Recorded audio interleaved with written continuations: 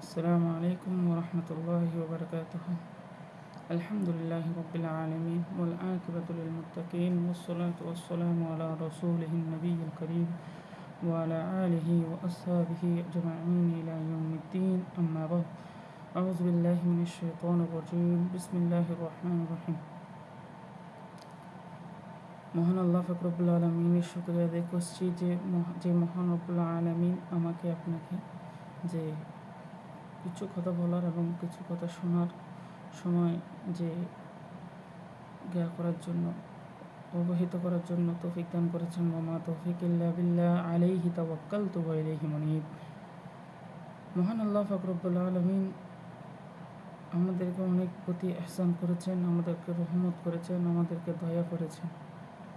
মহান আল্লাহ পাক রব্বুল আলামিন যদি আমাদেরকে দয়া না করতো তাহলে আমরা কখনো কি করতে পারতাম না, এই পৃথিবীতে বিচরণ করতে পারতাম না, এই পৃথিবীতে চলতে পারতাম না, এই পৃথিবীতে সুস্থতা থাকতে পারতাম না। মহান আল্লাহ পাক রব্বুল আলামিনের অনেক রহমত ছিল। আমাদের রহমত শুধু দিয়ে নেই, মহান আল্লাহ পাক রব্বুল আলামিন আমাদেরকে যে সর্বশেষ নবী, সর্বশ্রেষ্ঠ নবী, নবীদের নবী এবং সবার সর্দার, নবীদের সর্দার, আকাই নামদার, তাজেদার মহদিনা হযরত মুহাম্মদ মুস্তাফা সাল্লাল্লাহু আলাইহি ওয়াসাল্লামকে আমাদের নবী হিসেবে যে আমরা তার উম্মত হিসেবে যে এসেছি, এটা মহান আল্লাহ পাক রব্বুল আলামিনের হাজার গুণ শুকরিয়া আদায় করি। কারণ মহান আল্লাহ পাক রব্বুল আলামিনের শুকরিয়া আদায় না করলে আমরা কখনো কী করতে পারবো না। আমরা শুকরিয়া আদায় না করলে আল্লাহ তাআলা আমাদেরকে কী করবেন? আল্লাহ তাআলা আমাদের সাথে নারাজ হবেন। সেজন্য শুকরিয়া আদায় করতে হবে মহান আল্লাহ পাক রব্বুল আলামিনের। যে পবিত্র কোরআন মহান আল্লাহ পাক রব্বুল আলামিন আমাদেরকে দান করেছেন। এই পবিত্র কোরআন শাহরু রমাদানিল্লাযী উনজিলা ফীহিল কুরআন হুদাল লিন-নাস ওয়া বাইয়িনাতিন মিনাল হুদা ওয়াল ফুরকান ফামান শাহিদা মিনকুমুশ শাহরা ফালইয়াসুম ওয়া মান কানা মারিদান আও আলা সাফারিন ফাইদ্দাতুম মিন আইয়ামিন। আল্লাহ তাআলা কোরআন নাজিল করেছেন রমাদান মাসে, শাহরু রমাদান, শুধু রমজান মাসে নাজিল করেন আল্লাযী উনজিলা ফীহিল কুরআন, সে রমজান মাসে আল্লাযী নাজিল করা হয়েছে ফীহিল কুরআন হুদাল লিন-নাস, মানুষের হেদায়েতের জন্য। আল্লাহ তাআলা শুধু আমাদেরকে কোরআন নাজিল করেছেন। কোরআনের মধ্যে এমন বিজ্ঞানময় কোরআন, যে কোরআনতে আল্লাহ তাআলা ছোট থেকে বড়, বড় থেকে ছোট এবং বিন্দু থেকে কোণা এবং এমন কিছু রাখেনি যেগুলো আমাদেরকে শিক্ষাদান করে নেই। সূর্য, চাঁদ, তারা সব কিছু আল্লাহ তাআলা আমাদেরকে শিক্ষাদান করেছেন এবং এগুলোর মধ্য দিয়ে আমাদেরকে পরিচালিত করেছেন এবং কীভাবে আমরা মানুষ কীভাবে চলবে, কীভাবে মেরাজের বন্টন করবে, সব কিছু আল্লাহ তাআলা আমাদেরকে শিক্ষাদান করেছেন এই কোরআনের মাধ্যমে।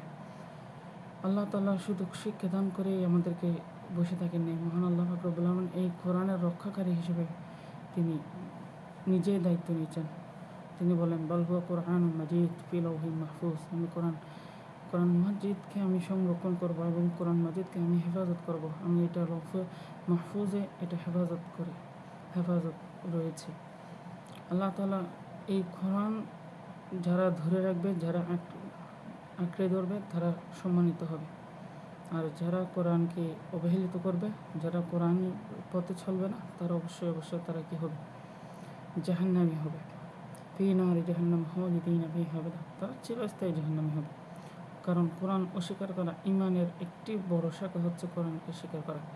আমানতু বিল্লাহি ওয়া মালাইকাতিহি ওয়া কুতুবিহি, এই যে প্রথমে আল্লাহর প্রতি ঈমান আনতে হবে, যে রাসূলের প্রতি ঈমান, তারপর ফেরেশতাদের প্রতি ঈমান, তারপর কিতাবের প্রতি ঈমান।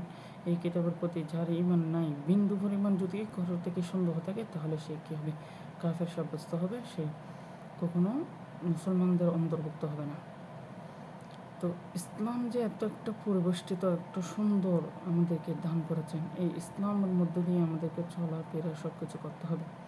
ইসলামের পথেই আমাদেরকে চলতে হবে। ইসলাম একটা সুন্দর বিজ্ঞানময় কোরআনের মধ্য দিয়ে আমাদের সমস্ত চলাফেরা সব কিছুকে, ওঠা বসা সব কিছুকে কী করতে হবে? মান্য করতে হবে। তবে শুধু কোরআনকে আঁকড়ে ধরতে হবে এবং রাসূল সাল্লাল্লাহু আলাইহি ওয়াসাল্লাম হাদিসকেও আঁকড়ে ধরতে হবে। এক ধরনের ধরতে গেলে রাসূল সাল্লাল্লাহু আলাইহি ওয়াসাল্লাম হাদিস ও ওহী, কারণ ওমা ইউনতিকু আনিল হাওয়া ইন হুয়া ইল্লা ওয়াহয়ুন ইউহা। রাসূল সাল্লাল্লাহু আলাইহি ওয়াসাল্লাম বলেছেন, আমি কোনো কথা বলি না যতক্ষণ পর্যন্ত আল্লাহ তাআলার কি আসে না, ওহী না আসে। তাহলে এই হাদিসগুলো আঁকড়ে ধরতে হবে। রাসূলুল্লাহ সাল্লাল্লাহু আলাইহি ওয়াসাল্লাম বিদায় হজের ভাষণের মধ্যে দুইটি কথা মানুষদেরকে বলেছিলেন।